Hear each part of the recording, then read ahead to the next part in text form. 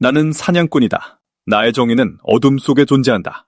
무림 온라인의 세계에서 나는 약자를 먹잇감으로 삼는 자들을 사냥한다. 그리고 현실 세계에선 법이 심판하지 못하는 괴물들을 조용히 제거한다. 하지만 마지막 임무가 어긋났고 결국 형사의 총구 끝에서 쓰러지고 말았다. 다시 눈을 떴을 때 나는 사륙이 곧 힘이 되는 세상인 무림 온라인 속에 있었다. 이 세상에서 나는 거칠 것이 없다. 홀로 화산파 전체를 몰살시켰고 모든 거대 정파가 내 뒤를 쫓았다. 그들이 왜 화산파를 도륙했느냐고 따져 물을 때 내 대답은 태연했다. 여기가 제일 강한 문파라고 들었는데 소문은 거짓이었군. 그러고는 그 자리에서 화산파 장문인 매화검수의 목을 베어버렸다. 하지만 너희 쪽수가 이 정도나 되니 화산파보다는 한 수 위겠지. 그 말이 기폭제가 되었다. 그 자리에 있던 모든 무인의 이성이 끊어졌다. 그들은 어떤 망설임도 없이 일제히 내게 덤벼들었다. 하지만 압박감이 막 고조되려던 찰나 나는 강제로 로그아웃되고 말았다. 알고 보니 이건 새로 개발된 가상현실 무림 게임이었다. 지나치게 잔혹하고 현실적인 나머지 팔다리가 날아가고 목이 굴러다니는 탓에 수천 통의 항의 서한이 빗발쳤다고 한다. 솔직히 말해 이토록 짜릿한 전율은 난생 처음이었다. 다음번엔 좀 더 조용히 접속할 방법을 찾아야겠지만 그때 뉴스가 흘러나왔다. 사업가 노씨 실종 보도. 번쩍하고 생각이 떠올랐다. 암살도 꽤 괜찮은 방법이겠군. 그때 내 등 뒤에서 절망에 찬 애원 소리가 들려왔다. 제발 살려만 주십시오. 뉴스에 나오던 바로 그 남자, 노씨였다. 왜 이러시는지 모르겠지만 전 맹세코 아무 짓도 안 했어. 나는 그의 눈앞에 사진들을 내던졌다. 그가 저지른 모든 짓의 증거를 보자 그의 얼굴에서 핏기가 가셨다. 정말 아무 짓도 안 했다면 내 사냥감이 덜지도 않았겠지. 노씨는 허둥지둥 살려달라 빌었지만 망치는 가차없이 내리꽂혔다. 그렇게 구걸하는 것도 지겹지 않나? 나는 다시 망치를 치켜들었다. 바로 그때였다. 노씨가 달려들어 나를 바닥에 눕히고는 밧줄을 뜯어내고 내 손에서 망치를 낚아챘다. 이 쓰레기 같은 새끼, 죽어! 하지만 그 공격은 거칠고 발악에 불과했다. 내게는 흠집 하나 내지 못했다. 나는 빈틈을 노려 단 한 번의 주먹으로 그를 쓰러뜨렸다. 바닥에 짓눌린 채 노씨는 최후의 발악을 했다. 저리 꺼져. 죽기 싫어. 아직 죽을 순 없다고. 이 세상 대부분의 사람들은 먹잇감이다. 극소수만이 포식자지. 그들은 자신보다 약한 자들을 공격하고 사냥하고 집어삼킨다. 그리고 나는 그 포식자들을 사냥하는 사냥꾼이다. 그의 눈앞에 널브러진 시체들과 피 묻은 망치를 응시하며 완전히 무너져 내렸다. 그리고 바로 그 순간 형사가 문을 걷어차고 들어왔다. 공공서, 널 납치, 불법 감금, 살인 혐의로 체포한다. 나는 진심으로 놀랐다. 여긴 어떻게 찾았지? 형사는 위협 사격을 가했다. 움직이지 마. 실탄이다, 애송이. 이 상황, 왠지 익숙했다. 무림 온라인에서 고수들에게 포위당했을 때가 떠오른다. 이 자식이 무슨 짓을 했는지 아나? 여자 6명을 죽였어.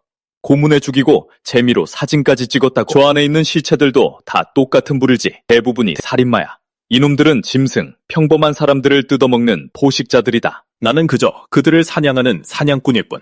그러니 내게 말고 저기 뚱뚱한 놈한테 총구를 겨누라고. 형사는 꿈쩍도 하지 않았다. 내 눈엔 너도 그저 납치범이자 살인마일 뿐이다. 내 임무는 너희 둘 다 법의 심판을 받게 하는 거야. 놀랍지도 않다. 짭새들하고는 원래 말이 안 통하니까. 내가 망치를 집어들어 노씨의 두개골에 내리치려는 순간 총알이 내 몸을 관통했다. 어둠이 밀려오는 가운데 오직 한 가지 생각만이 맴돌았다. 다음 생이 있다면 무림 온라인처럼 내가 사냥할 짐승들로 가득하기를. 잔상들이 뇌리를 스치고 어찌된 일인지 기적처럼 다시 눈을 떴다. 상황을 파악하기도 전에 거친 목소리가 고막을 때렸다. 완전히 돼진 줄 알았건만 아니었나 보군. 내가 아무 말도 하지 않자 브록이 나를 움켜쥐고 억지로 일으켜 세웠다. 길바닥에서 널 질질 끌고 오느라 얼마나 고생했는지 알아? 네 놈이 아직 쓸모가 있다는 걸 다행으로 여겨라. 그는 나를 건초더미에 내동댕이 치고는 가버렸다. 분노가 끌어올랐다. 돌멩이라도 집어들려 했지만 타는 듯한 고통이 한꺼번에 덮쳐왔다.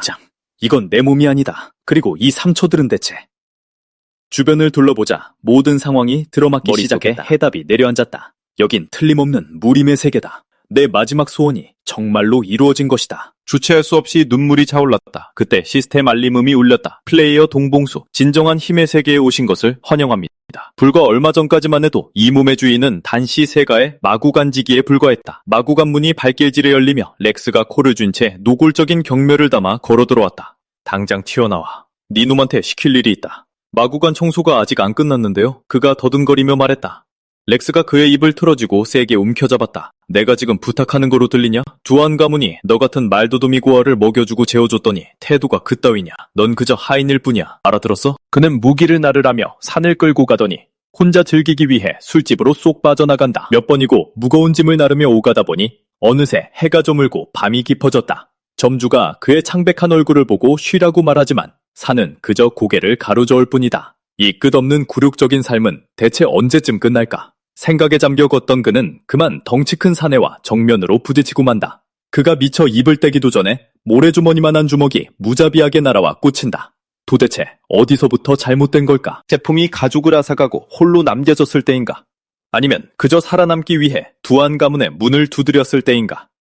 어쩌면 기억 속의 그 마구간, 물에 비친 모습을 멍하니 바라보며 이 세상에 태어난 바로 그 순간부터 시작된 걸지도 모든 모른다. 것이 분명해졌다. 진짜 산은 아까 그 구타로 죽었고 내 의식이 그의 몸으로 흘러들어온 것이다. 시스템 인터페이스가 다시 떠오른다. 진정한 힘의 세계에 오신 것을 환영합니다. 이건 무림 온라인의 상태창이잖아. 이후 몇 시간 동안 렉스와 밖에계 사람들이 하는 이야기를 엿듣고 짜맞춰보며 내 의심이 사실임을 확신했다. 첫째, 이곳의 모든 사람들은 무공을 수련한다. 경공, 검술, 이 모든 게 진짜다. 마치 살아 숨쉬는 현실판 무림 온라인 같다. 둘째, 상태창과 시스템 인터페이스는 오직 내 눈에만 보인다. 처음엔 시스템 인터페이스와 무공이 공존하길래 아직도 게임 속 세상인 줄 알았다. 하지만 의심의 여지가 없다. 이곳은 현실이다. 여기 있는 모든 사람들은 숨쉬고 느끼며 피를 흘린다. 이건 진짜 현실이라고. 바로 그때 브록이 비틀거리며 들어온다. 이것 봐라. 우리 꼬맹이 산이 그토록 얻어맞고도 기어이 살아남았네. 운도 좋은 자식. 나는 아무 말도 하지 않았다. 그저 내 앞에 놓인 얼마나 방치됐는지 모를 차갑게 식은 사발을 집어들고 단숨에 들이켰다. 브록의 표정이 굳어졌다. 그 가식적인 웃음기가 싹 가셨다. 너한테 말하고 있잖아. 뒤지고 싶어 환장했냐? 그의 말이 채 끝나기도 전에 나는 진흙 사발을 바닥에 내리쳐 부수고 뾰족한 파편을 집어들어 순식간에 그의 목을 그어버렸다. 너무나 순식간에 일어난 일이라 브록은 눈치조차 채지 못했다. 그가 두 손으로 목을 감싸준다. 따뜻한 피가 그의 손가락 사이로 쏟아져 내린다. 미안하지만 네가 알던 그 녀석은 이미 죽고 없어. 나는 다시 팔을 내리쳤고 파편이 잔혹한 포물선을 그리며 허공을 가르자 브록은 넓게 퍼지는 핏물 속으로 꼬꾸라졌다. 이곳 사람들이 진짜 인간이든 플레이어든 이제 그런 건 중요하지 않다. 브록과 렉스 둘 모두에게서 강자가 약자를 잡아먹는 약육강식의 철칙이 뼈저리게 느껴지니까. 그러니 이곳에선 내 본성을 숨길 필요가 없다. 마음껏 사냥할 수 있으니까. 그리고 이 세상 어딘가에는 훨씬 더 강한 포식자들이 기다리고 있을 것이다. 이 몸이 다 낫고 나면 진짜 사냥이 시작될 것이다. 하지만 먼저 확인해야 할 더 중요한 게 있다. 바로 인벤토리. 이건 무림 온라인에 있던 것과는 완전히 다르다. 게임에서는 한 칸에 아이템 하나씩 들어가는 깔끔하고 한정된 기본 격자 형태였지만 지금 내 눈앞에 펼쳐진 건 대충 눈대중으로만 봐도 100제곱미터는 거뜬히 넘을 그야말로 끝없이 광활한 공간이다. 나중에 업데이트에서 이런 기능을 예고했던 게 기억나는데 이건 브록의 시체 하나쯤은 거뜬히 삼키고도 남는다. 이거 아주 미치도록 유용하겠는데? 다음날 나는 멍한 눈을 한 채 조용히 바닥을 쓰는 멍청한 사내 역할을 연기했다. 그러자 렉스가 다가와 내 머리를 후려친다. 야, 벙어리. 그만 빈둥대고 가서 저 말이나 좀 끌고 돌아다녀. 나는 말을 이끌고 거리로 나갔다. 동네 꼬마 무리가 내게 돌을 던지기 시작한다. 바보사는 이제 말도 제대로 못한대요. 그러다 차갑고 무감각하며 텅 빈 내 눈빛과 마주친 아이들은 그 자리에 얼어붙고 만다. 아이들이 믿을 수 없다는 듯 눈을 비빈다. 그들이 다시 쳐다보았을 때 나는 이미 동네 바보 흉내를 내고 있었다. 며칠 후 렉스가 혼잣말로 투덜거리며 마당을 서성인다. 하루 종일 무기나 정리하고 있기엔 내 재능이 너무 아깝단 말이야. 대체 브룩 이 자식은 어디로 처박힌 거야? 하지만 그가 무기고 문에 다다랐을 때 누군가 걸어 나온다. 그가 눈을 가늘게 뜬다. 산이었다. 그는 산을 지나쳐 무기고 안을 힐끗 들여다본다. 네 녀석이 내일까지 싹 다 해치울 줄은 몰랐는데 죽다 살아나더니 아주 정신이 번쩍 들었나 보군. 시키기도 전에 알아서 척척 해내고 말이야. 이제야 겨우 철이 들었나 보네. 그때 나는 돈 주머니를 내밀었다. 그가 주머니를 연다. 동전들이 찰랑거리는 소리가 들린다. 렉스가 박장대소를 터뜨린다. 이제야 세상 돌아가는 이치를 깨달았구나, 고맹아. 만족스러운 듯 우쭐거리며 걸어가는 그의 뒷모습을 지켜보았다. 그가 시야에서 사라지는 순간 내 입가의 미소도 지워졌다. 멍청한 놈. 그게 아마 네가 쓰는 마지막 돈이 될 거다. 렉스는 묵직한 주머니를 만지작거리며 둔탁한 얼굴에 흡족한 미소를 띄었다. 오늘은 라크는 건너뛰어야지. 대신 그 예쁜 셀레스티아나 보러 가볼까? 그렇게 중얼거리며 그는 거들먹거리는 걸음으로 봉황로 입구에 다다랐다. 점주가 활짝 웃으며 한 걸음에 달려온다. 이고! 이게 뉘신가, 렉스. 날이 아니십니까? 이쪽으로 모시겠습니다요. 렉스가 그의 어깨를 툭 친다. 가장 잘나가는 셀레스티아를 불러와, 당장. 그 말에 점주의 미소가 아주 찰나 동안 흔들린다. 하지만 렉스가 그 묵직한 돈주머니를 꺼내드는 순간 그는 굽신거리며 만면에 미소를 지었다. 예, 당장 모시겠습니다, 렉스나리. 2층 끝방으로 가 계십시오. 셀레스티아는 바로 올려보내겠습니다요. 렉스는 이미 조바심으로 눈을 번뜩이며 특실에 자리를 잡는다. 문이 부드럽게 열리고 한 여인이 우아한 걸음걸이로 안으로 들어선다. 과연 최고의 기녀군 라크보다 한 수 위야. 의심할 여지가 없군. 저는 셀레스티아라고 합니다. 한 잔 올리겠습니다. 그녀가 술병을 채 들어올리기도 전에 렉스가 손을 뻗어 그녀의 손목을 쓰다듬는다. 부드러운 손길이 다가온다. 이 두 사람이 모르는 사실은 옆방의 어둠 속에서 벽 틈새로 한쪽 눈이 이들을 지켜보고 있다는 것이다. 렉스가 방으로 안내받자마자 나도 그를 바짝 뒤쫓아 봉황루로 들어왔다. 주인이 내 얼굴을 본 순간 입구에서 내 앞을 떡하니 막아선다. 어이 벙어리, 여기가 어떤 곳인지 알고 나온 거냐? 당장 꺼지지 않을. 그가 말을 마치기도 전에 나는 동전 주머니를 그의 얼굴 앞에 들이밀었다. 나는 라크를 만나고 싶어. 그는 주머니를 낚아채서 슬쩍 안을 확인하더니 태도를 싹 바꾼다. 이쪽으로 오시지요, 도련님. 2층 끝에서 두 번째 방입니다. 라크가 곧장 올라갈 겁니다. 한편 렉스의 방에서는 거친 숨소리와 취기 어린 웃음소리가 벽을 타고 흘러들어온다. 셀레스티아의 대답은 능숙하지만 영혼이 없다. 3분도 채 되지 않아 방 안이 조용해진다. 바로 그때 나는 손에 질긴 흰 천을 쥔 채 소리 없이 벽 패널을 밀어서 연다. 렉스가 상황을 파악하기도 전에 나는 그의 목에 천을 감고 강하게 조른다. 렉스가 튀어오르며 깨어난다. 두 눈은 튀어나올 듯하고 목구멍에서는 목이 졸려 컥컥거리는 소리가 새어나온다. 어떤 새끼가. 그는 양손으로 천을 거칠게 뜯어내려 발버둥치지만 나는 팔에 모든 힘을 쏟아붓고 천이 살갗 깊숙이 파고들며 렉스의 허적거리던 두 손이 잦아든 늘어지고 이내 미동조차 사라진다. 나는 길고 느리게 숨을 내쉰다. 그러고는 고개를 돌려 침대 위에 여자를 바라본다. 머리부터 발끝까지 단번에 훑어본다. 내 결론은 완벽한 사냥감. 위협이 되지 않는다. 두 번 생각할 가치도 없다. 나는 벽으로 다가가 패널에 한 손을 얹고 속으로 생각한다. 인벤토리 감쪽같이 사라진다. 좋아. 인벤토리 연습은 앞으로의 사냥에 큰 도움이 될 거다. 그리고 렉스를 죽인 뒤 내 경험치가 실제로 올랐다. 이 세계에서는 살인을 하면 경험치가 쌓인다. 경험치가 충분히 모이면 레벨업을 한다. 레벨업을 하면 더 강해진다. 더 강해진다는 건 사냥이 더 쉬워진다는 뜻이다. 사냥이 쉬워지면 경험치도 더 빨리 쌓인다. 완벽한 선순환이다. 느껴진다. 경험치가 흘러들어오며 미세한 전류가 내 몸을 휘감는 것이 내 입꼬리가 호선을 그리며 미소에 가까운 형태를 띈다. 이 얼마나 아름다운 세계인가. 카메라가 없다는 게 아쉬울 따름이다. 내 새로운 삶의 첫 번째 계획된 사냥을 기록할 방법이 없으니까. 그때 밖의 복도에서 목소리가 흘러들어온다. 왜 이렇게 꾸물거리는 거냐, 라크. 어서 들어가. 벙어리든 뭐든 돈을 냈으면 똑같은 손님이라고. 라크가 중얼거리며 사과하고는 방을 향해 발걸음을 옮긴다. 주인의 시선이 옆방으로 향한다. 저 두 사람은 아주 거기서 살림이라도 차릴 작정인가. 그가 조심스럽게 노크한다. 렉스나리, 시간이 꽤 지났습니다. 셀레스티아, 이제 마무리할 시간이다. 그에게 돌아온 대답은 귀를 찢는 듯한 비명이었다. 그가 문을 거칠게 열어젖히자마자 눈앞에 펼쳐진 광경에 그 자리에서 무릎을 꿇고 만다. 천장 들보에서 기다란 흰 천이 늘어져 있고 렉스의 육중한 몸뚱이가 그 끝에 매달려 흔들리고 있었다. 안희성 북쪽으로는 회수가 흐른다. 그리고 그 중심부를 가로지르는 것은 장강이다.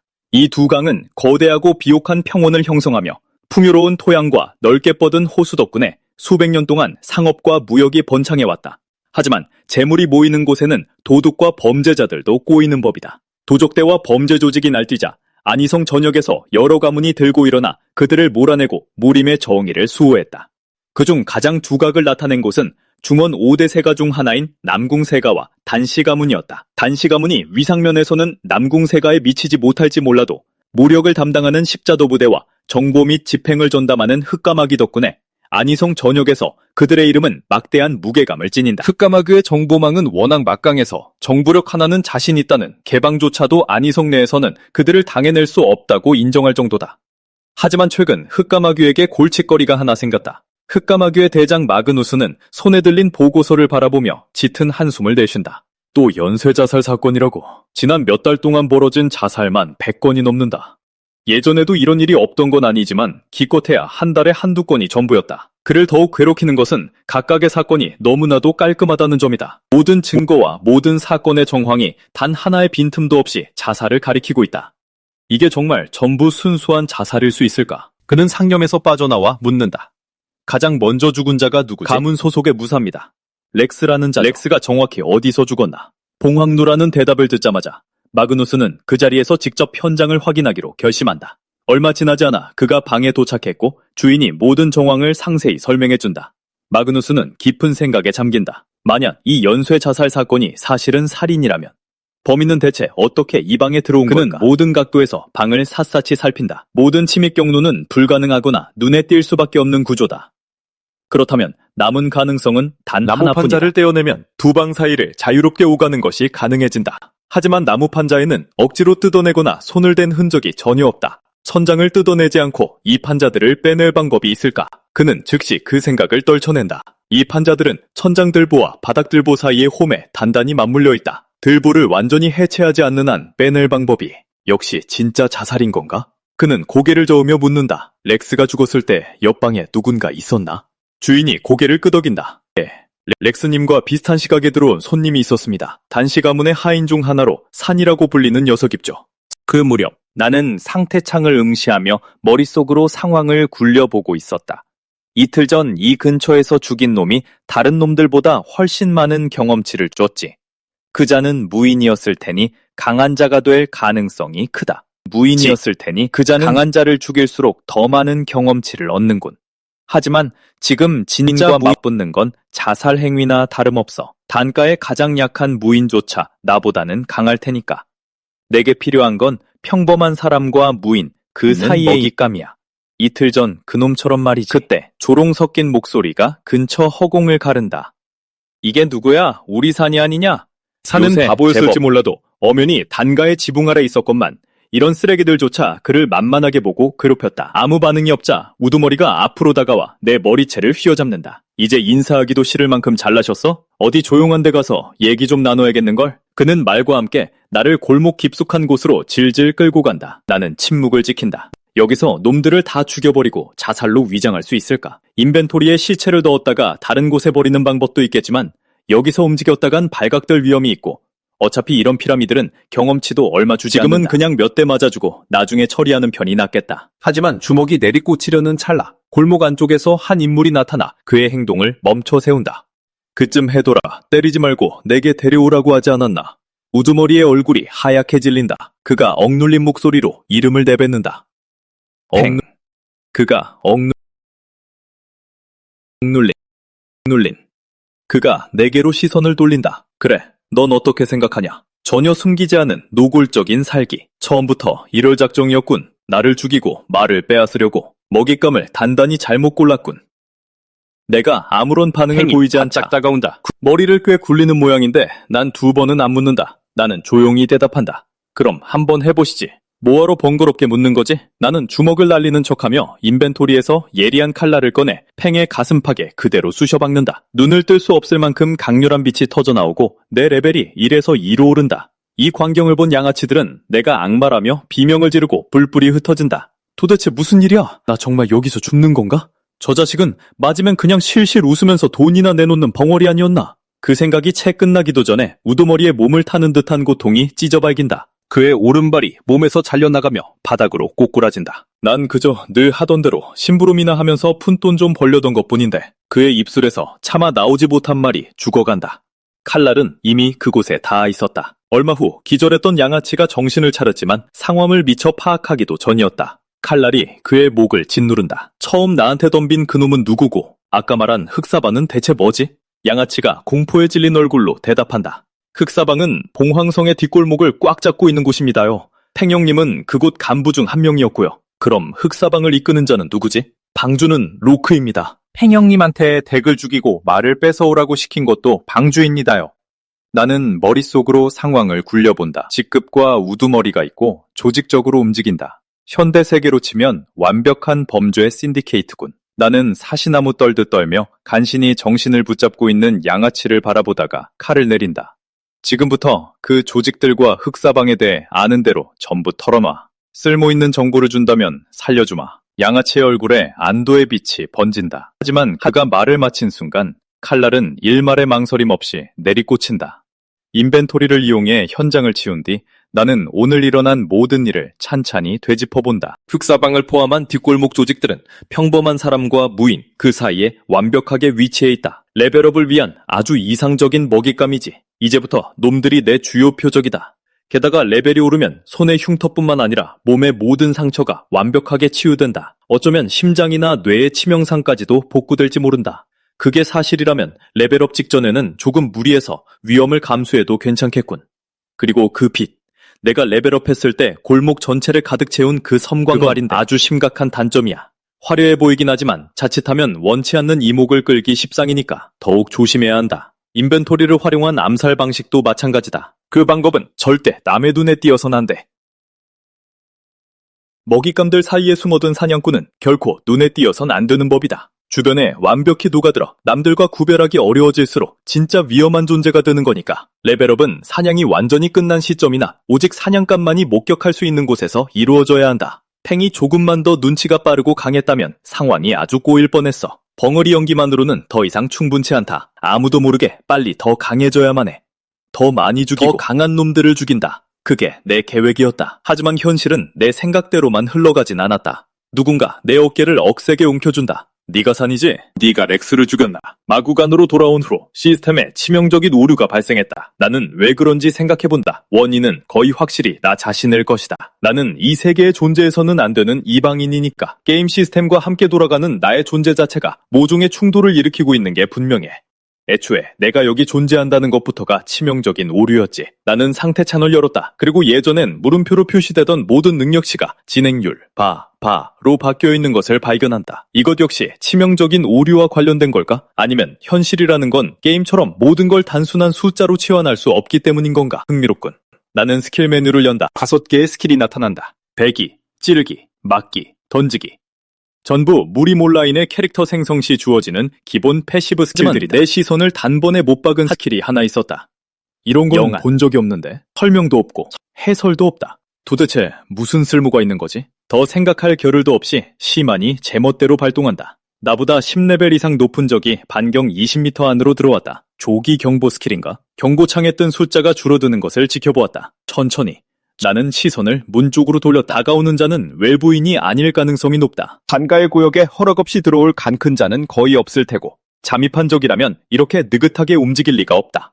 그러니 다가오는 자는 단가 내부의 실력자임이 분명하다. 10레벨의 격차가 실제로 어느 정도인지 아직 확실치 않지만 고작 2레벨에 도달하는 데 들었던 고생을 생각하면 그 차이는 어마어마할 것이다. 평범한 사람만 죽여서 10레벨이 되려면 도대체 몇 명이나 배워야 할까? 수천 명? 수만 명?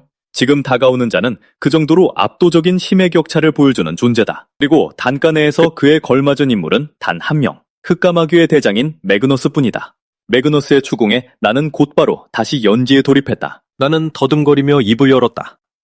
제가 안 그랬어요. 말을 마치기도 전에 매그너스가 진기를 끌어올린 그 엄청난 기세에 뼛속까지 짜릿하고 저릿한 감각이 퍼져나간다. 잠시 후 매그너스는 실망스러운 기색을 띠며 천천히 손을 놓는다. 가자. 이놈은 살인자가 아니다. 그의 부하는 당혹스러운 표정을 짓는다. 대장님, 어째서 정식으로 신문도 하지 않고 그냥 가시는 겁니까? 저놈을 의심하시는 줄 알았습니다. 매그너스가 고개를 끄덕인다. 그래서 방금 녀석의 몸에 내 진기를 불어넣어 본 것이다. 무공을 조금이라도 익힌 자라면 흔적이 남기 마련인데 녀석의 몸은 텅 비어 내공의 기운이라곤 티끌만큼도 없었다. 평생 단 하루도 수련해 본 적 없는 평범한 놈이야. 정말 그 많은 사람들이 다 스스로 목숨을 끊었단 말인가? 이게 진정 전염병이라면 도대체 얼마나 더 죽어야 끝나는 거지? 하지만 매그너스와 달리 나는 진실을 알고 있다. 그 자살 전염병은 이 직후 봉황성에서 종적을 감춘다. 그 후 어느 날 성내의 한 주점, 그 소문 들었어? 이름 없는 영웅 말인가? 지금쯤 그 소문을 모르는 사람도 있나? 그분은 이름 없는 무명의협이시라고. 존칭 좀 쓰지 그래. 그분이 아주 싹 쓸어버리고 계신다잖아. 그 더러운 깡패 새끼들을 하나하나 말이야. 백호파랑 정랑파는 이미 씨가 말랐지. 그렇게 악명 높던 흑사파가 다음 차례일 게 분명해. 우리의 위대한 무명의협께서 그놈들을 모조리 짓밟아 주실 거다. 당연하지. 그들이 떠드는 사이 한 인물이 조용히 주점을 빠져나간다. 번개가 번쩍이고 천둥이 치는 가운데 차가운 비가 추적추적 내린다. 새로운 비바람이 불어닥치려 하고 있다. 한편 흑사파 본거지에서는 한 사내가 보초를 서며 코를 골고 있는 경비병을 내려다본다. 그가 주먹을 내리쳐 경비병을 번쩍 깨운다. 어떻게 이 상황에 잠이 오냐? 무명의협이 이 도시 전체를 발칵 뒤집어 놓고 있단 말이다. 모르겠어? 벌써 세 조직이나 박살이 났어. 이제 우리만 남았다고. 그러니까 당장. 그가 말을 채 마치기도 전에 번뜩이는 강철이 허공을 가른다. 경비병이 쓰러지고 그 자리에서 머리와 몸통이 분리된다. 사내는 재빨리 반응하며 단번에 무명의협의 지심을 알아채지만 이미 너무 늦었다. 나는 천천히 문을 밀어 열고 안으로 들어선다. 하지만 채 몇 걸음 가지 못해 사방에서 빗발치는 화살이 쏟아지고 나는 어쩔 수 없이 문 쪽으로 물러선다. 거구의 사내들 사이에서 한 인물이 걸어 나온다. 이름도 없는 쥐새끼, 니놈이 올 줄 알았다. 모두 저놈을 쳐라. 하지만 무리가 밀려드는 순간 나는 그들을 단숨에 베어 넘기는 광역 공격을 날린다. 검광이 회오리처럼 허공을 가르고 대지는 순식간에 피로 붉게 물든다. 상황이 급격히 나빠지는 것을 본 한 사내가 다른 이들에게 물러나라고 신호한 뒤 창을 들고 돌진해 온다. 하지만 그의 일격이 닿으려는 찰나 동료 한 명이 옆에서 날아와 부딪히고 그 충돌 속에서 단 하나의 검이 두 사람의 몸을 동시에 꿰뚫는다. 그게 끝난 순간 빡빡머리의 사내가 내 뒤에서 덤벼든다. 드디어 잡았다, 꼬맹아. 가만히 있어. 편하게 보내줄 테니. 다음 순간 섬광이 그의 두개골을 휩쓸고 지나간다. 그의 눈에서 빛이 꺼져가는 순간에도 머릿속엔 하나의 의문이 맴돈다. 어떻게 자신의 뒤통수에서 검을 뽑아낸 거지? 그때 한 놈이 빈틈을 노리고 내 몸에 칼날을 쑤셔 넣는다. 드디어 한 방 먹였군. 우리 애들을 베어 넘기는 꼴을 보고 무슨 괴물이라도 되는 줄 알았지. 알고 보니 너도 우리랑 똑같이 피를 흘리는구나. 하지만 그들이 포위망을 좁혀오는 순간 말도 안 되는 일이 벌어진다. 나는 몸에 박힌 칼날을 꽉 쥐고 억지로 뽑아낸다. 그러고는 망토를 젖히며 제정신인 사람에게선 나올 수 없는 웃음소리와 함께 미친 듯이 맹렬하게 두려움이라곤 조금도 없이 그들에게 다시 달려든다. 잠시 후 비명소리도 차츰 잦아든다. 커다란 바위 뒤에 웅크린 사내가 패닉에 빠지기 시작한다. 젠장, 정말 저놈 혼자서 우리를 다 죽여버릴 작정인가? 우리가 한 짓이라곤 사람들 삥 뜯고 여색 좀 밝히고 술 장사 좀 한 것뿐이잖아. 우리가 손본 놈들은 애초에 인간 쓰레기들이었다고. 세상엔 우리보다 더한 쓰레기들도 널렸어. 그놈들이 그저 우리보다 운 좋게 힘이 셌을 뿐이지. 그렇다고 우리가 죽일 놈들이란 말이냐? 여기서 반드시 저놈을 끝장내야 해. 실패하면 이 다음은 곧장 극락장으로 이어질 거다. 그가 뒤돌아 동료들을 쳐다본다. 다들 정신 똑바로 차려. 이윽고 그의 시야에 검은 형체가 들어온다. 그가 사격 명령을 내린다. 화살비가 어둠을 가르고 날아가자 검은 형체가 바닥으로 쓰러진다. 사내는 도무지 믿을 수가 없다. 허무하게 죽어버렸다. 하지만 그 말이 입 밖으로 나오기가 무섭게 등 뒤에서 비명이 터져나왔다. 그가 휙 돌아보자 폐허 속에 우뚝 선 단 하나의 인형이 보였다. 네 놈이 무명협객이냐? 원하는 게 뭐야? 넌 저승사자도 아니잖아. 네가 대체 뭔데 우리한테 이러는 거냐고. 그의 말이 끝나기도 전에 섬광 같은 검격이 번뜩였고 사내는 그 자리에서 절명했다. 내가 원하는 건 단 하나, 너희들의 목숨이다. 조금 더 걸음을 옮기자 마침내 환하게 불을 밝힌 장원에 도착했다. 이제 남은 건 흑사방의 방주 루크뿐이다. 시작은 백호방이었다. 탱을 죽이고 레벨업을 했지만 바깥 세상의 진짜 무인들에 비하면 난 여전히 턱없이 약했다. 그래서 내가 가진 것들을 활용해 사냥했다. 유인하고 기습하고 불을 질렀다. 백호방의 두목이 마침내 위험을 감지했을 때쯤엔 이미 부하들의 절반 이상이 죽은 뒤였다. 그 과정에서 관아와 사람들은 내 사륙에 이름을 붙여주었다. 무명협계.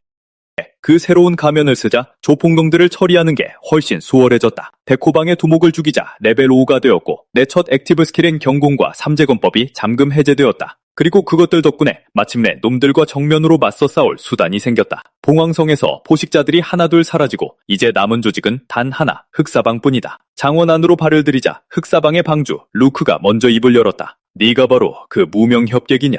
내가 아무 말도 하지 않자 그가 싸늘한 비웃음을 흘렸다. 사람들은 널 협객이라 부르지. 그런데 왜 얼굴을 숨기는 거냐?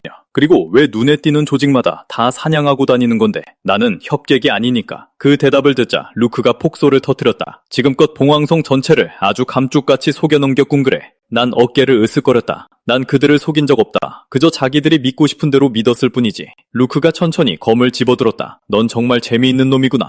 오늘 죽어도 여한이 없을 것 같군. 자, 덤벼라. 협객이든 아니든 날 죽이러 온 거잖아. 안 그런가? 그 말과 함께 우리는 동시에 서로를 향해 쇄도했다. 하지만 싸움이 길어지자 난 밀리기 시작했다. 내 몸은 연달아 일격을 허용했다. 처참할 정도로 뒤로 밀려났다. 내 예상대로 네 놈은 지금 온전한 상태가 아니군. 루크가 밀어붙이며 검을 휘둘렀다.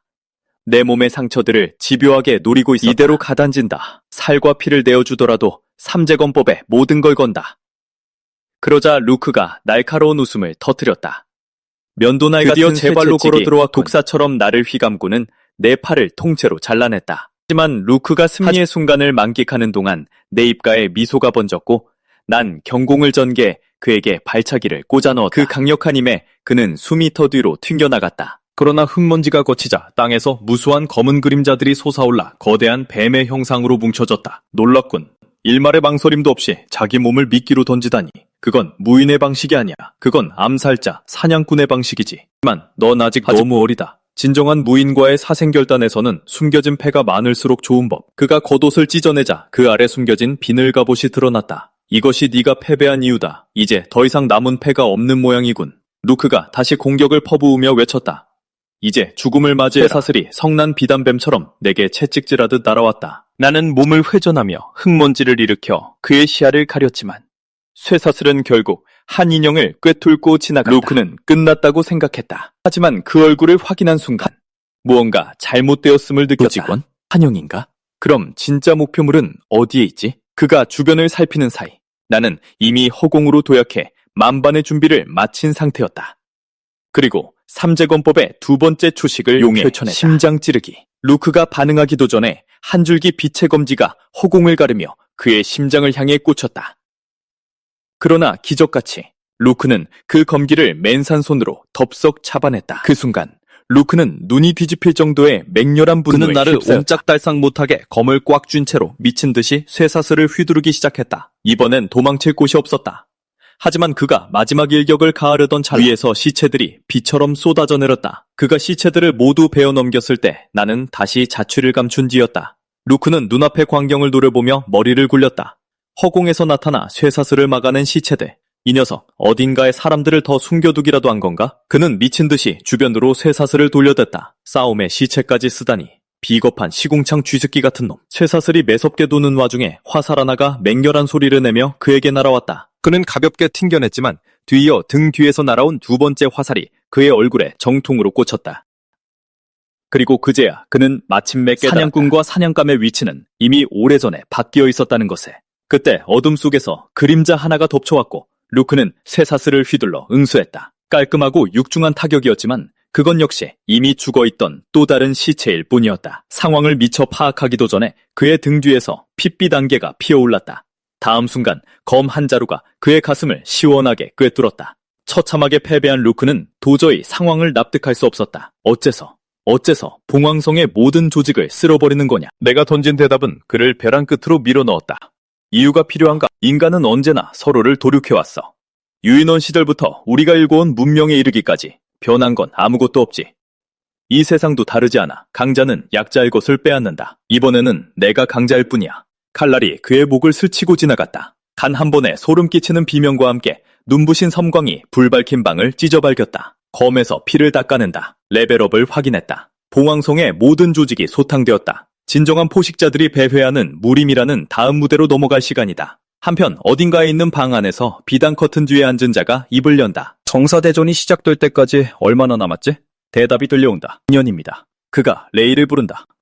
우리가 움직일 때가 거의 다 준비해라. 1번 계획을 실행한다. 흑사단이 괴멸되었다는 소식이 빠르게 퍼져나간다.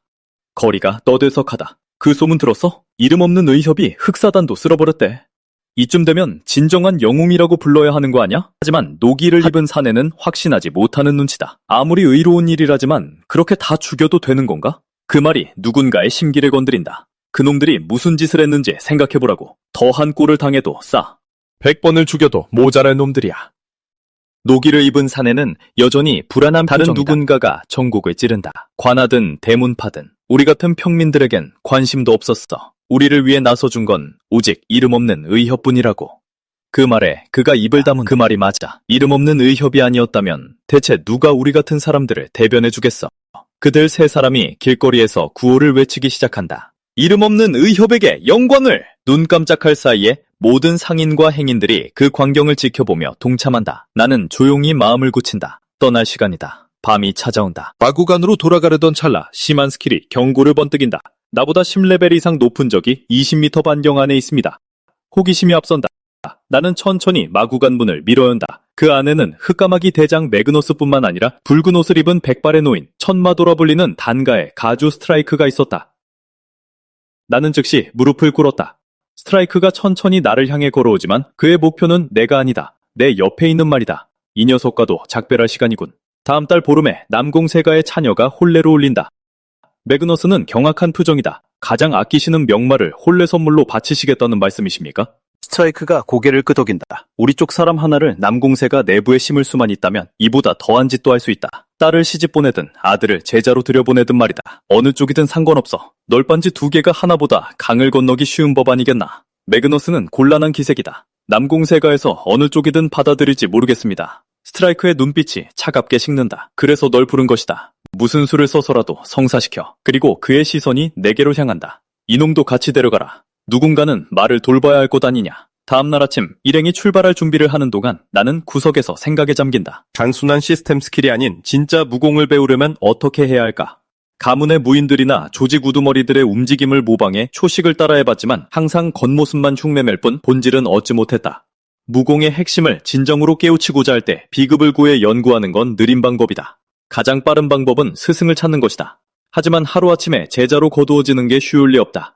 이 세계의 기준으로 나는 이미 18살이고 듣자 하니 수련을 시작하기엔 너무 늦은 나이라고 한다. 하지만 이번 여정이 내게 필요한 기회일지도 모른다.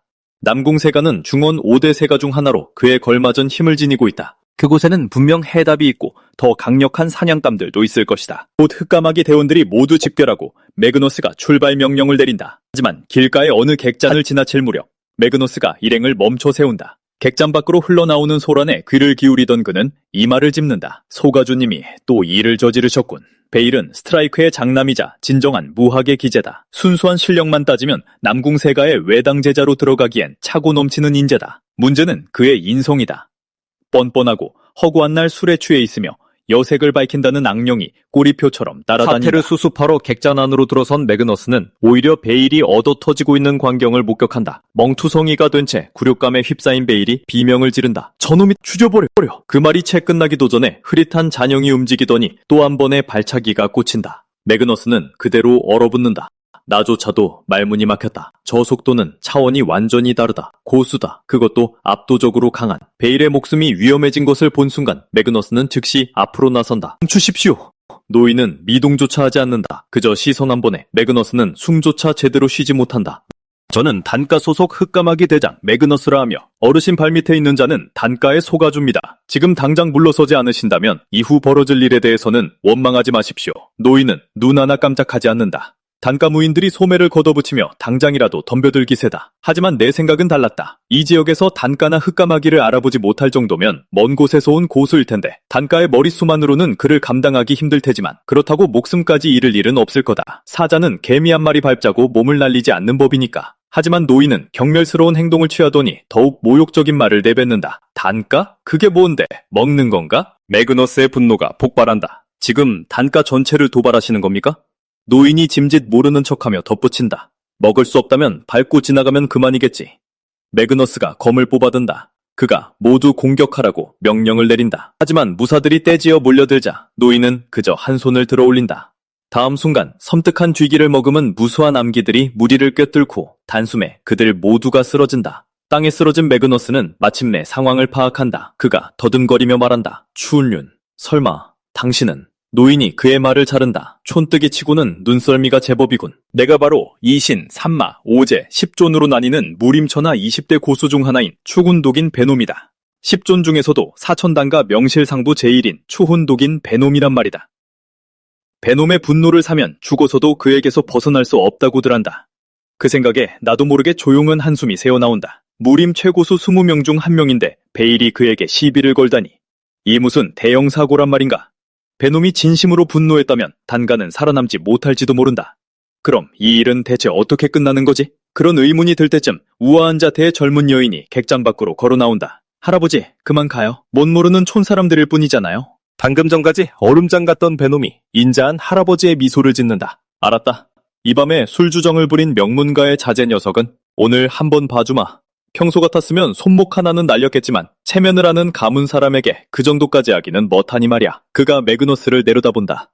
녀석이 깨어나면 전해라. 다음에 또 아녀자를 희롱했다간 후회할 목숨조차 남아나지 않을 거라고. 매그너스가 마지막 남은 힘을 쥐어짜낸다. 살려주셔서 감사합니다. 그제야 배놈이 자신의 모든 암기를 거두어들인다. 하지만 그가 발길을 돌리려는 찰나 무언가 그의 시선을 사로잡는다. 우리 시선이 얽히고 배놈의 머릿속에 무언가 번뜩인다. 그는 손녀에게 가만히 있으라 이르고는 내 쪽으로 천천히 다가온다. 나는 숨조차 쉴 수 없을 만큼 긴장한 채 뻣뻣하게 굳어버린다. 얘야, 네 이름이 뭐냐? 아무런 대답도 나오지 않는다. 배놈의 눈빛이 매섭게 변한다. 네 이름이 뭐냐고 물었다. 매그너스가 즉시 끼어든다. 마구간지기입니다. 말을 하지 못합니다. 배놈은 속내를 알 수 없는 눈빛으로 나를 훑어보고 나는 나도 모르게 이 영감이 나를 가늠해보는 건가? 하고 생각한다. 배놈 같은 고수가 한 소년을 이런 눈으로 쳐다보는 걸 보면 마치 내가 대단히 희귀하고 가치 있는 존재라도 된 것 같다. 이것이 마구간지기 산이라는 신분을 마침내 벗어던질 기회일지도 모른다. 그때 배놈이 내공을 끌어올려 내 손목을 쥔 채 기감을 불어넣고 그의 표정은 주체할 수 없는 환희로 뒤바뀐다. 그가 순식간에 매그너스 곁으로 다가간다. 저 녀석은 내가 데려가겠다. 매그너스는 화들짝 놀라 눈을 깜빡이더니 난처한 표정으로 조심스럽게 거절한다. 남궁세가의 진상할 말을 돌보는 임무를 맡은 마구간직입니다. 저 녀석 말고는 그 말을 다룰 수 있는 자가 없습니다. 배놈이 잠시 생각에 잠긴다. 그럼 그 남궁세가인가 뭔가 하는 곳에 말을 배달하게 둬라. 그 일이 끝나면 내가 데려갈 테니 남궁세가 쪽에는 내가 직접 말해두마. 보상이나 각서가 필요하다면 그 또한 내주지. 매그너스는 여전히 망설인다. 하지만 사형 선고처럼 차갑게 식은 배놈의 시선과 마주치자 결국 체념하고 만다. 어차피 말과 함께 진상하려던 녀석이었습니다. 원하신다면 데려가십시오. 배놈이 흡족한 웃음을 터뜨린다. 들었느냐 녀석아. 넌 이제 내 것이다. 그날 저녁 일행이 또 다른 객잔을 지날 즈음 매그너스가 멈춰선다. 오늘 밤은 여기서 묵는다. 마구간에 홀로 앉아 나는 머릿속으로 여러 생각들을 굴려본다. 흑사당과의 전투 이후 나는 인벤토리를 다루는데 훨씬 능숙해졌다. 지금 사거리는 내 몸에서 반경 1m 정도다. 연습을 더하면 사거리를 더 늘릴 수 있을지도 모른다. 이를 통해 검이나 시체를 꺼낼 수 있고 투사체처럼 날릴 수도 있지만 발사 속도가 너무 느리다. 진짜 고수를 상대로는 금세 반응해서 막아낼 것이다. 그 생각에 번뜩이는 무언가가 떠오른다. 나는 흙을 한중 지고 인벤토리를 띄운다. 바로 이거다. 내 가설이 맞다면 나는 바로 실험에 돌입한다. 예상대로 흙을 내 입안에 우겨 넣자마자 인벤토리는 내 몸에 닿은 무엇이든 수납할 수 있다. 내 몸 안으로 들어오는 건 무엇이든 그 안에 보관할 수 있다는 뜻이다. 이 정도면 그 자체로 하나의 훌륭한 무공이라 할 수 있다. 이 능력을 병기창 공법이라 불러야겠다. 아직은 혼자서 조용히 자축하고 있던 그때 누군가의 실루엣이 나타난다. 정말이지 우리 할아버지도 참 이 야밤에 너한테 무슨 볼 일이 있다는 건지 모르겠다니까. 그냥 따라오기나 해. 나는 배놈의 방으로 불려간다. 그는 내게 돗자리에 가부좌를 틀고 앉아 모든 옷을 벗으라고 명한다. 내가 시키는 대로 하자. 그가 품에서 나무 상자 하나를 꺼낸다. 그의 손녀가 휘둥그레진 눈으로 바라본다. 할아버지, 용봉금침은 왜 꺼내시는 거예요? 설마 직접... 배놈이 둔탁한 소리와 함께 상자를 내려놓는다. 들화위지에 고사를 들어보았느냐? 회수 남쪽에서 자란 귤이 북쪽에 심어지면 탱자가 된다는 뜻이지. 나는 얼굴의 놀란 기색을 그대로 드러낸다. 회수 남쪽에서는 귤, 북쪽에서는 완전히 다른 무언가. 단가가 남쪽이라면 단가는 북쪽이다. 산이 귤이라면 그가 나를 무엇으로 바꾸려는 것인가? 배놈이 말을 잇는다. 내게 시술을 행할 것이다. 뼈를 깎는 듯한 끔찍한 고통이 따를 게다. 차라리 죽기를 바랄지도 모르지만 이를 견뎌내기만 한다면 잃어버린 목소리를 포함해 훨씬 더 많은 것을 얻게 될 것이다. 해보겠느냐? 내가 대답하기도 전에 그의 손녀가 사색이 되어 달려온다. 장로의 승인도 없이 이렇게 중대한 일을 진행하시다니요. 배놈의 논길 한 번에 그녀는 아무 말 없이 물러난다. 그래, 꼬마야. 당시성을 받을 준비는 되었느냐? 배놈이 이런 파격적인 제안을 하는 이유는 무림에는 뛰어난 무학의 재능을 일컫는 수많은 용어들이 있기 때문이다. 천맥지체, 윤회성체, 구품성골, 각기 10년, 100년 혹은 1000년에 한 번 나올 법한 기제라 불린다. 그중 하나만 지녀도 무림의 이름을 남기고 역사를 쓸 수 있을 만큼 희귀하지만 그가 방금 우연히 발견한 것은 그 모든 것을 뛰어넘는다. 10년에 한 번이든 1000년에 한 번이든 이제 그런 건 아무 의미가 없다. 이 소녀는 무림 역사상 단 한 번도 본 적 없는 체제, 공허지체를 지니고 있다. 그의 몸에는 기맥도, 혈도도, 인간이라면 응당 가져야 할 그 무엇도 없다.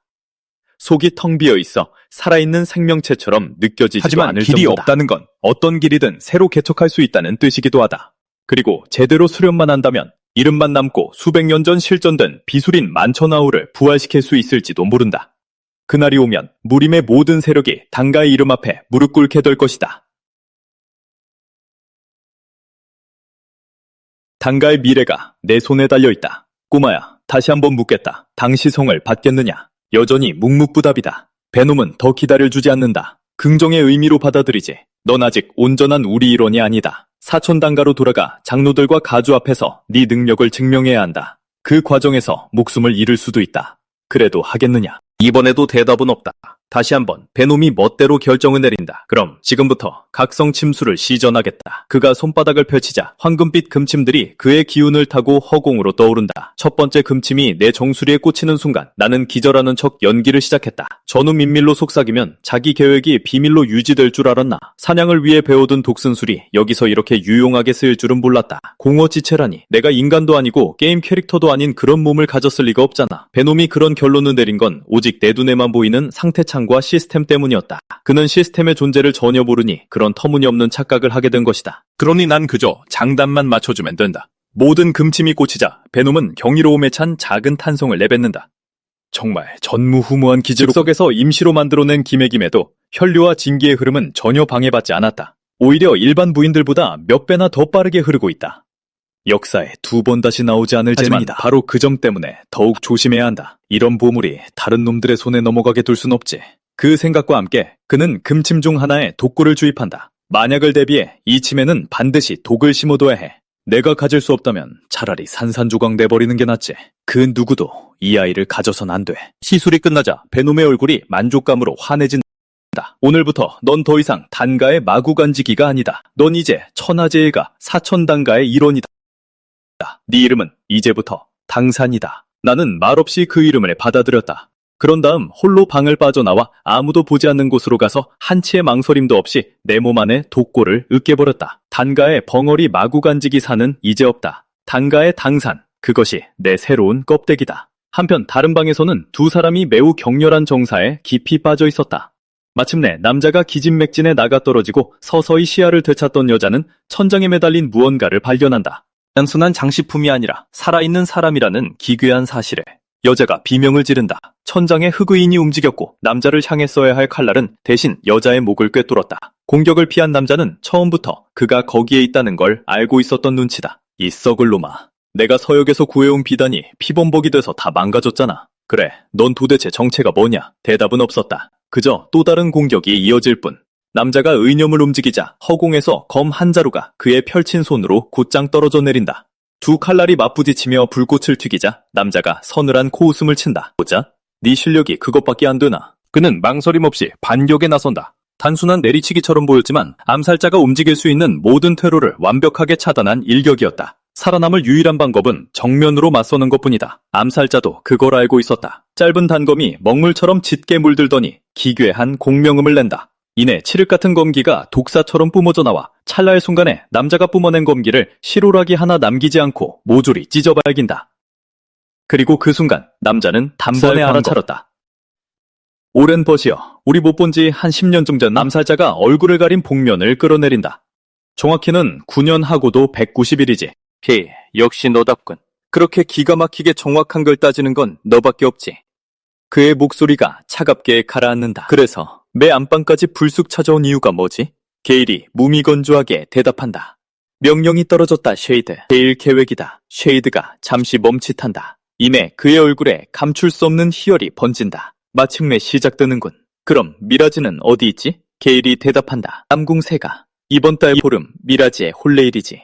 게일은 더 이상 말하지 않았지만 쉐이드는 미라지가 누구로 위장하고 있는지 이미 알고 있는 눈치다. 그래서 제거 범인은 미라지와 남궁 그레이스를 제외한 전원. 쉐이드도 그 대답을 예상했다는 듯 고개를 끄덕인다. 하지만 그의 머릿속엔 다른 걱정거리가 있었다. 베놈이 지금 남궁세가 쪽으로 향하고 있는 것 같던데 우리 전력으로는 그게 꽤나 굴칫거리가 될 텐데 게일은 걱정할 것 없다고 말한다. 너와 미라지 외에도 5명의 섀도우가 작전에 추가로 합류할 거다. 쉐이드의 움직임이 차갑게 굳어버린다. 이란도 중요하지만 이 정도 규모의 지원은 전례가 없군. 이 정도로 많은 그림자가 움직인다면 독존이 있다 해도 성공은 거의 확실하겠지. 돌아서서 자리를 떠나려는 질풍을 혈겸이 불러세운다. 그나저나 환영은 무슨 이름을 쓰고 있지? 질풍은 대답 없이 한번 뒤돌아볼 뿐 먼지처럼 허공으로 흩어진다. 혈겸이 건조한 웃음을 터뜨린다. 예나 지금이나 밥 마신 건 변하질 않는군.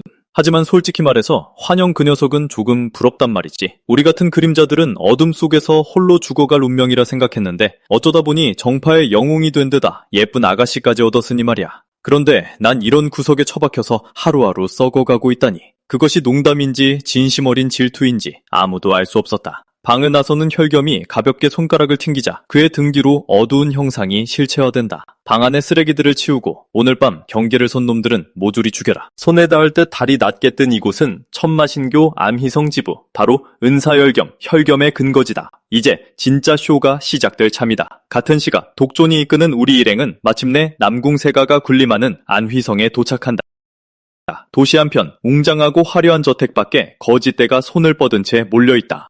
경비병들은 망설임이 없다. 그들은 거칠게 호통치며 거지들을 쫓아낸다. 더러운 거지놈들, 여기가 어디라고 구걸질이냐. 경비병은 두말할 것 없이 그중 하나를 바닥에 내동댕이 친다. 그 소란에 저택 안 누군가의 시선이 쏠린다. 밖에서 대체 무슨 일인가? 상대의 얼굴을 확인한 경비병들은 황급히 군기를 잡는다. 도리안 공자님, 심려하실 일은 아닙니다. 그저 거지놈들이 소란을 피우고 있을 뿐입니다. 도리안은 바닥에 쓰러진 거지를 내려다보다가 이내 미소를 지어 보인다. 따뜻하고 자애롭지만 지독하게도 공허한 혼례까지는 아직 며칠 남았어. 남문 음식이 넉넉할 테지. 이들에게 음식을 내어주도록 하시오. 그가 뒤돌아서는 순간 구경꾼들 사이에서 속닥거림이 터져나온다. 저 사람이 바로 장안의 화제라는 도리안이군. 남공세가의 애기씨가 반할만도 해. 저 기품은 정말 남달라. 누가 알았겠어. 수십 년간 무림을 공포에 떨게 한 음양말을 물리친 떠돌이 무사가 남궁세가의 사위가 될 줄이야. 게다가 소문엔 300년 전 제일검이었던 뇌검제의 무공까지 이어받았다더군. 사람들이 한참 떠들던 중 누군가 갑자기 노기를 입은 사내와 부딪힌다. 날카롭고 살벌한 눈빛으로 뒤돌아본 노계 사내는 곧 독존과 정면으로 마주치게 된다. 독존이 모습을 드러내자 박명록의 이름을 적던 하객들이 그 자리에서 얼어붙는다. 그를 알아본 사람들 사이로 파문이 일며 수군거리기 시작한다. 독존은 그 속닥거림과 흘깃거리는 시선들을 받아내다 날카로운 일갈로 단숨에 분위기를 갈라버린다. 시끄럽다. 할 말이 있으면 내 앞에서 직접 해라. 내가 무슨 길을 잘못 들었나. 영 환영받지 못하는 눈치군. 군중은 쥐죽은 듯 고요해졌고 너무 놀라 미동조차 하지 못한다. 하지만 그 모든 걸 지켜보고 있던 도리안이 앞으로 나선다. 진정하십시오. 그러실 필요 없습니다. 처음 뵙겠습니다. 도리안이라고 합니다. 고개 숙여 인사하는 도리안을 지켜보는 복존의 얼굴에 무언가가 스쳐 지나간다. 흥미. 어쩌면 호기심일지도 모른다. 이놈이 날 불렀다는 그 젊은이로군. 인상적이군. 정말 인상적이야. 하지만 그게 다르군. 조금만 더 일찍 만났더라면 기대해볼 만한 일이었을 텐데 지금 널 보고 있자니 솔직히 좀 실망스럽군. 도리안이 그 말의 의미를 파악하기도 전에 독존은 그를 스쳐 지나쳐 연회장으로 직행한다. 알드리치도 저 안에 있겠지? 도리안은 그 무리함에도 한치의 흐트러짐 없이 받아넘긴다. 가주님께서는 며칠 전부터 어르신을 기다리고 계셨습니다. 이쪽입니다. 제 환각으로 모시겠습니다. 바로 그 순간 영안이 스스로 발동된다. 자신보다 10레벨 이상 높은 적이 반경 20m 내에 진입했습니다.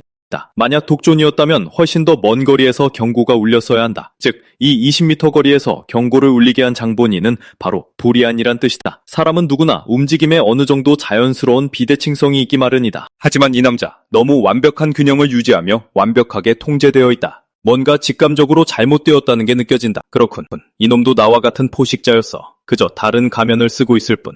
잠시 후 우리는 남궁세가의 제황각에 도착했다. 독존은 지붕을 따라 꽂혀있는 수십 자루의 장검을 보며 혀를 찬다. 이곳은 올 때마다 기분을 잡치게 만든단 말이지. 역대 가주들의 검이라 이른바 무상의 제황들이라 부르는 자들이지. 대체 누가 그들에게 그런 자격을 줬단 말이냐. 무덤 속에 처박혀서도 여전히 만인을 굽어보고 있으니 말이야. 도리안이 도착을 알리려 나서지만 독존은 손을 내저 그를 막는다. 그는 거침없이 계단을 성큼성큼 올라간다. 아까 날 기다렸다고 했지. 제 환각의 문이 활짝 열린다. 안에 있던 인물은 그를 보자마자 환한 미소를 지으며 황급히 다가온다. 독존, 어서 오십시오. 정말 오랜만입니다. 말을 건넨 남자는 남궁세가의 가주, 알드리치다. 독존은 그 자리에서 호통을 치며 받아친다. 명색이 일가국의 가주라는 놈이 그렇게 촐랑대며 뛰어나오지 마라. 채통 좀 지키란 말이다. 그러고는 단 1초의 지체도 없이 그의 목소리가 완전히 부드러워진다. 그래도 이렇게 다시 보니 정말 반갑긴 하구나. 이 기묘한 대화를 지켜보던 독존의 등 뒤에 플로라가 속으로 생각한다. 할아버지와 가주님이 저렇게 친하셨다고? 바로 그때 젊은 여인이 환한 미소를 지으며 그녀에게 달려온다. 플로라, 이게 얼마만이야? 그녀가 누구인지 확인한 순간 플로라의 얼굴도 환해진다. 그레이스, 내가 기억하던 것보다 훨씬 더 예뻐졌네? 그레이스는 수줍은 미소를 지으며 시선을 살짝 옆으로 돌린다. 아, 참, 아직 인사 안 나눴지? 도리안이 부드럽게 대화에 끼어든다. 아까는 좀 정신이 없었네요. 인사 나눌 기회가 없었죠. 도리안입니다. 플로라가 참지 못하고 끼어든다. 너처럼 수줍음 많은 애가 나보다 먼저 시집갈 줄은 꿈에도 몰랐어, 그레이스. 이제 이분은 형부라고 불러야겠네. 그레이스가 당황해 어쩔 줄 모르며 입을 열려던 순간 그녀의 시선이 플로라 바로 뒤에 서 있는 인물에게 머문다. 플로라, 저분은 누구셔? 플로라가 눈을 깜빡이더니 헉하며 입을 틀어막는다. 아, 깜빡할 뻔했네. 이쪽은 당산이야. 도리안은 망설임 없이 다가와 그 특유의 연습된 미소를 지어 보인다. 당산공자, 반갑습니다. 도리안이라고 합니다. 통성명이 끝나자 도리안이 불쑥 다른 제안을 꺼낸다. 오늘 밤 그레이스와 함께 호숫가로 바람을 쐬러 갈까 했거든요. 두 분도 함께 가시겠습니까? 우리 일행이 호숫가에 도착하자 플로라는 숨을 깊이 들이마셨다. 부드럽게 내쉰다. 정말 아름답다. 그레이스가 옆에서 고개를 끄덕인다. 특히 물에 비친 저 달빛 말이야. 숨이 멎을 것만 같아. 그 순간 도리안이 미소를 띠며 내게 다가왔다. 그 순간 도리안이 벽한 신사행세를 하고 있지만 저 매끄러운 껍데기 아래에는 동미를 숨긴 포식자가 또아리를 들고 있다. 남궁세가의 예비 사위로서 이미 한 발을 들이밀었으니 언제든 움직일 모든 체스를 다 맞춰둔 셈이다. 하지만 놈의 진짜 계획은 대체 뭐고 언제 움직이려는 거지? 그리고 왜 난 벌써부터 이 끔찍한 일에 깊게 얽혀든 것 같은 기분이 드는 걸까? 작은 알림음이 내 상령을 깨운다. 영안이 스스로 활성화되었다. 나보다 10레벨 이상 높은 적이 20m 반경 내에 있습니다. 도리안일 거라 생각했지만 뭔가 이상하다. 이 배의 길이는 대략 25m, 높이는 5m다. 즉 도리안 외에 누군가 이곳에 더 있다는 뜻이다. 잠시 후 도리안이 술을 들고 돌아온다. 이건 귀한 황금주입니다. 꽤 독하지만 맛은 일품이지요. 당상공자의 입맛에 맞았으면 좋겠군요. 나는 속이 불편한 척하며 핑계를 댄다. 사실 제가 지금 몸이 좀 안 좋아서요. 잠시 실례해도 괜찮겠습니까? 도리안이 우아하게 고개를 끄덕였고 나는 홀로 선실 안으로 미끄러져 들어갔다. 안으로 깊숙이 들어갈수록 거리 수치는 점점 더 좁혀졌다. 하지만 이건 말이 안 된다. 나는 새로운 신호로부터 멀어지고 있었는데 대체 왜 거리가 좁혀지는 거지? 선실 내부를 뒤진 끝에 마침내 퍼즐 조각이 맞춰졌다.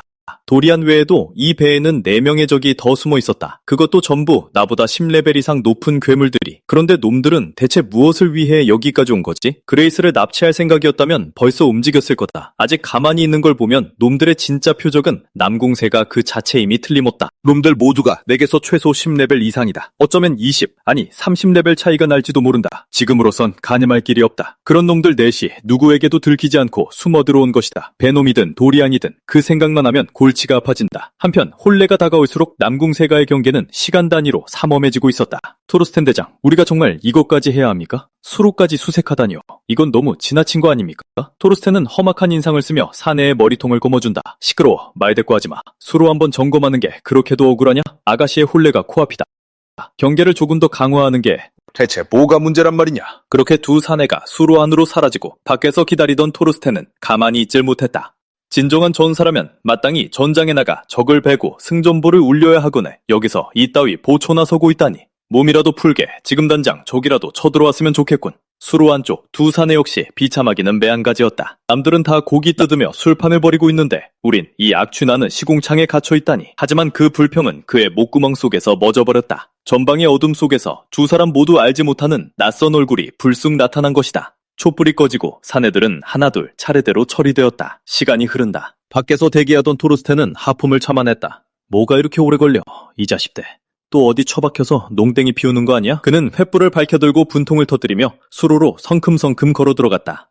하지만 그리 멀리 가지는 못했다. 물에 둥둥 떠다니는 무언가가 시선에 걸렸다.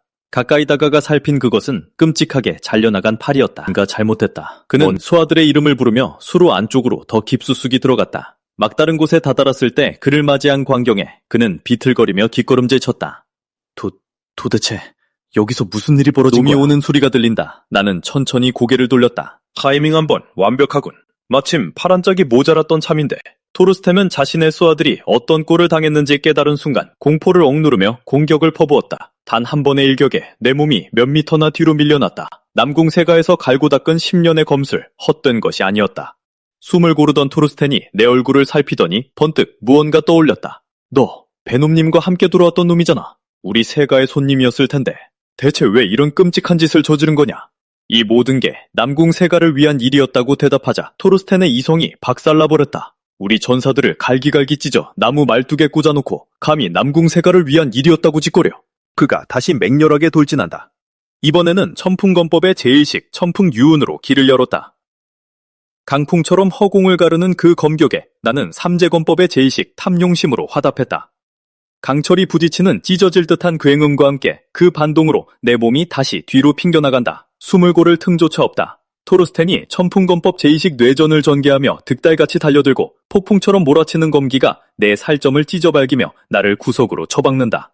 체력바가 거의 바닥을 드러내고 있다. 토르스텐이 다시 돌진해오는 순간 나는 쥐고 있던 검을 바닥에 떨어뜨렸다. 놈은 내가 항복한다고 생각했겠지만 허공에서 갑자기 또 다른 검이 형체를 드러낸다. 놈은 마지막 순간에 몸을 비틀어 간신히 치명상을 피하지만 검날은 기어이 놈의 얼굴을 스치고 지나간다. 놈이 당혹감에 사로잡혀 멍하니 쳐다본다. 1초만 더 망설였어도 내 얼굴이 두 쪽 났을 텐데 저놈이 검을 놓쳐버리다니. 대체 저 검은 어디서 튀어나온 거지? 놈이 상황을 파악하기도 전에 나는 이미 놈의 코앞까지 다가가 있다. 놈이 본능적으로 검을 들어올리지만 내가 찔러놓던 검은 충돌 직전 허공으로 사라져버린다. 2초. 그 정도 틈이면 충분하다. 내 모든 힘을 실어 주먹을 내지른다. 수로의 벽이 쩍 갈라지며 무너져 내리고 토르스텐의 몸이 그 너머로 튕겨 날아간다. 큰 부상을 입진 않았지만 놈이 받은 정신적 충격은 엄청날 것이다. 대체 이게 무슨 요술이란 말인가? 나 정말 이대로 죽는 건가? 하지만 내가 후속타를 날리지 못한 채 그대로 바닥에 엎어지는 꼴을 보자 놈의 공포는 순식간에 사라진다. 괜한 걱정을 했군. 한계에 달한 모양이지 애송이? 나는 대답하지 않는다. 그저 조용히 상태창을 띄울 뿐이다. 바닥을 드러낸 체력, 가득 차오르기 직전인 경험치, 내 입가에 서서히 미소가 번진다. 드디어 때가 왔다. 동시에 토르스텐이 천풍검법의 비기이자 최후의 수단인 천풍파천을 전개한다. 수많은 검지가 날카로운 칼날처럼 나를 옥죄어오지만 나는 피하지 않는다. 팔다리가 잘려나가 싸울 무기조차 남지 않은 채 그 무자비한 칼바람 속으로 정면으로 돌진한다. 토르스텐이 내 가슴팍을 군화발로 짓밟으며 내려다본다. 어리석은 놈, 내까지 깨 감히 나를 이길 수 있을 줄 알았느냐. 끝이다. 하지만 놈이 최후의 일격을 위해 검을 치켜드는 순간 나는 미소를 지었다. 다음 순간 내 입에서 튀어나온 검이 토르스텐의 두개골에 그대로 꿰뚫고 지나간다. 눈이 멀듯한 빛기둥이 하늘로 솟구쳐 오른다. 레벨업, 체력바, 회복 완료. 하늘을 가르며 뿜어지는 기이한 빗줄기에 사방에서 시선이 집중된다. 마교의 은사혈신을 포함한 모든 세력이 멈춰서서 그 광경을 응시한다. 도대체 저게 무엇란 말이냐?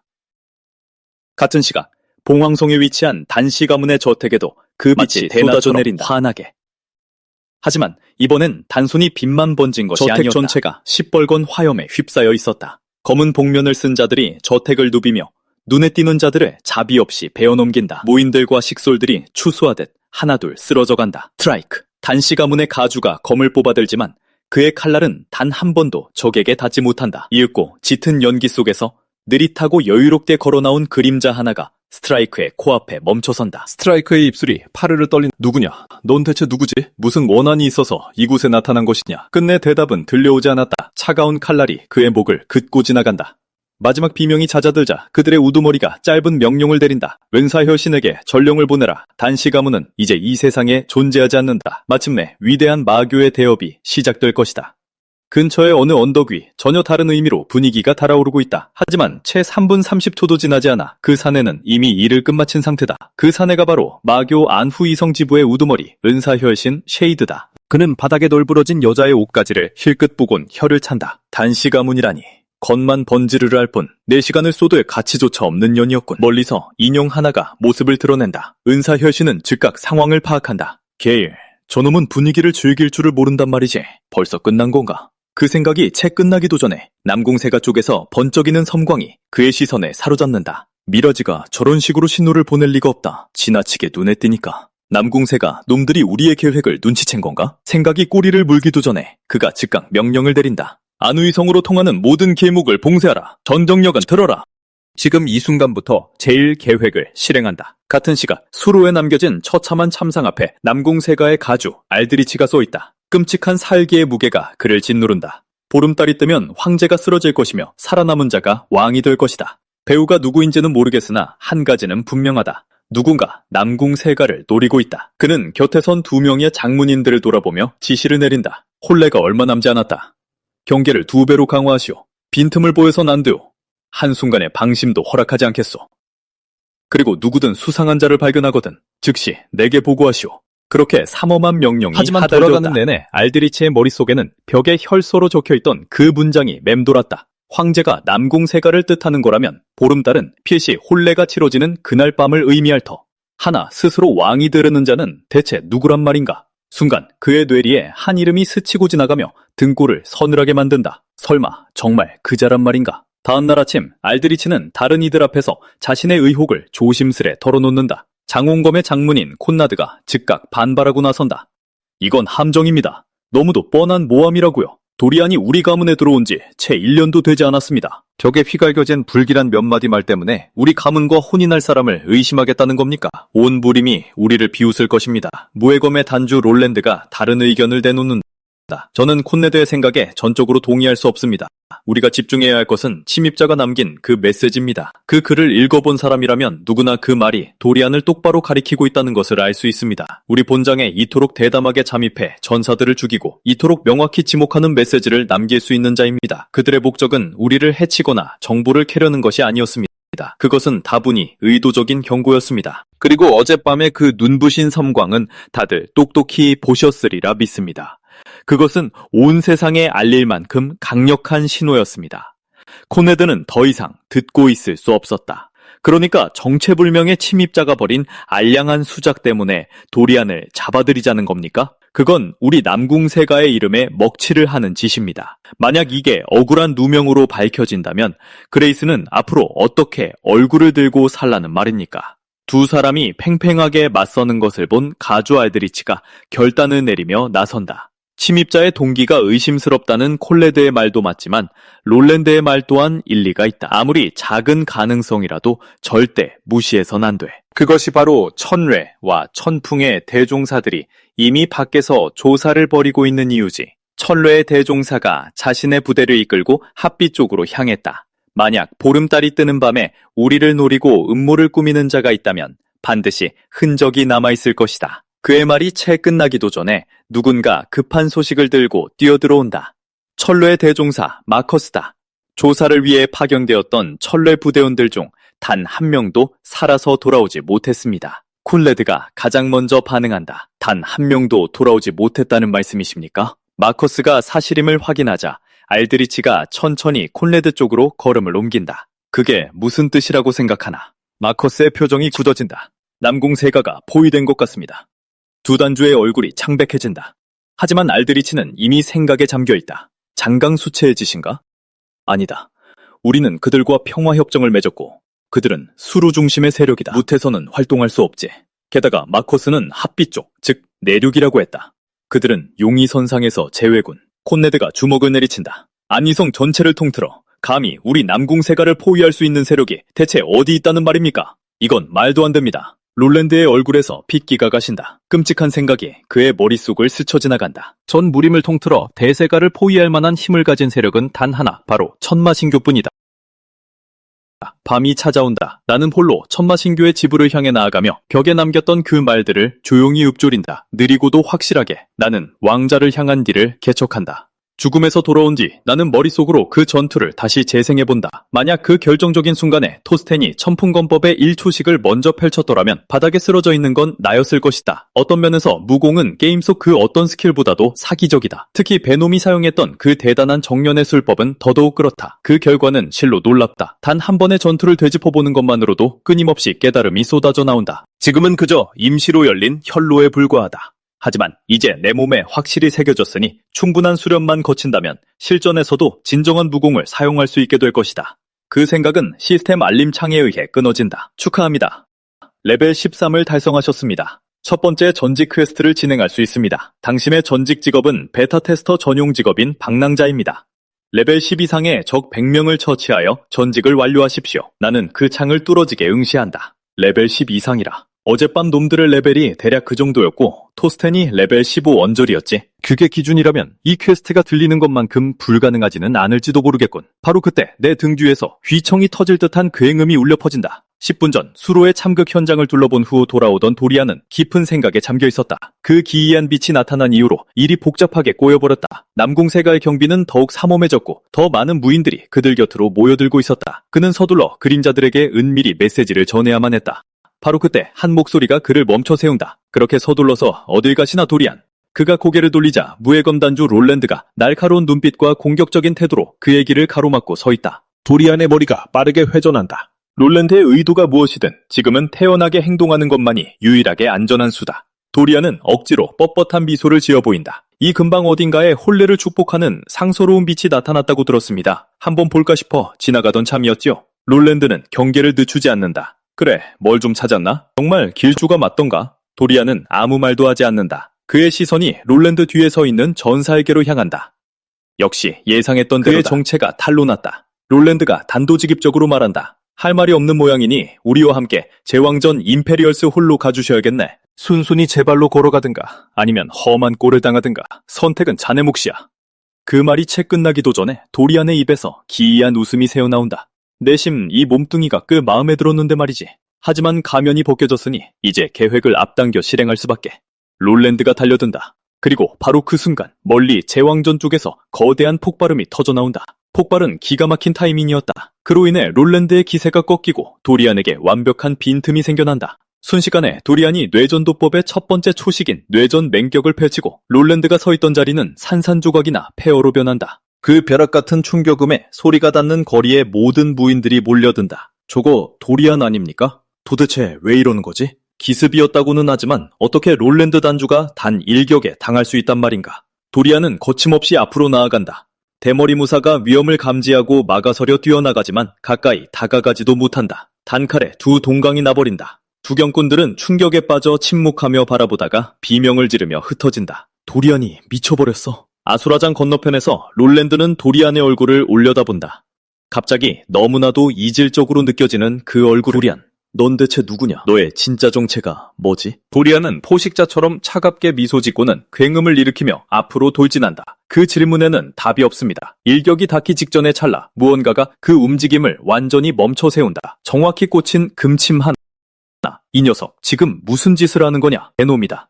도리안의 손에 박힌 금침이 초록빛으로 타오르기 시작한다. 그리고 초록빛이 그의 온몸으로 퍼져나가자 그를 둘러싼 공지가 폭발한다. 강호가 참으로 무자비해졌군.